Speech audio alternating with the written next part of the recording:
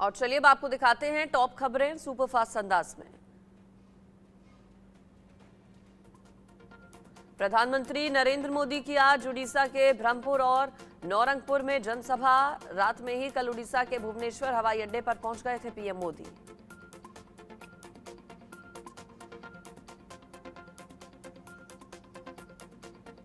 प्रधानमंत्री नरेंद्र मोदी ने इंडी गठबंधन पर निशाना साधा। कहा कि इन्होंने बाबा साहेब अंबेडकर का अपमान किया। उन्होंने संविधान पूरे देश के लिए बनाया था, लेकिन कांग्रेस ने पूरे देश में संविधान लागू नहीं किया।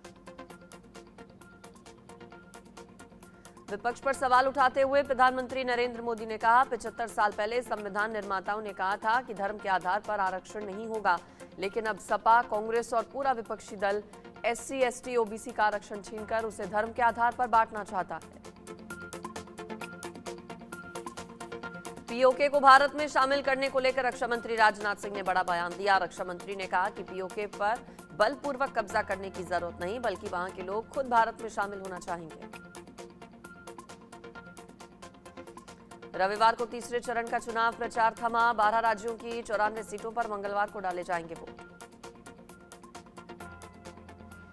चुनाव के तीसरे फेज में करीब 120 महिलाओं समेत 1300 से ज्यादा उम्मीदवार मैदान में। चुनाव को लेकर सुरक्षा की पुख्ता तैयारी।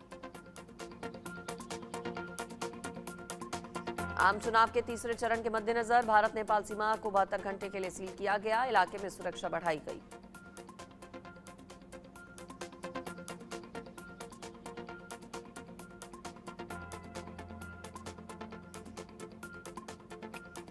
मंगलवार को जिन दिग्गजों की किस्मत का फैसला होना है, उसमें गांधीनगर से अमित शाह, गुना से ज्योतिरादित्य सिंधिया, पोरबंदर से मनसुख मंडाविया, धारवाड़ से प्रहलाद जोशी और मैनपुरी से डिंपल यादव हैं।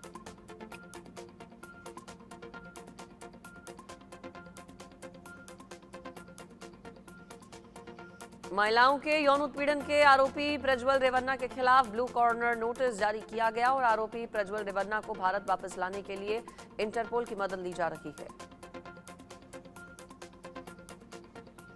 प्रज्वल रेवन्ना को ब्लू कॉर्नर नोटिस पर आरजेडी नेता मनोज झा ने बताया कि उन्होंने कई बार इस तरह के नोटिस मेहुल चौकसी और नीरव मोदी के बारे में भी देखे हैं। बीजेपी भगाने में एक्सपर्ट पार्टी है। लोकसभा चुनाव के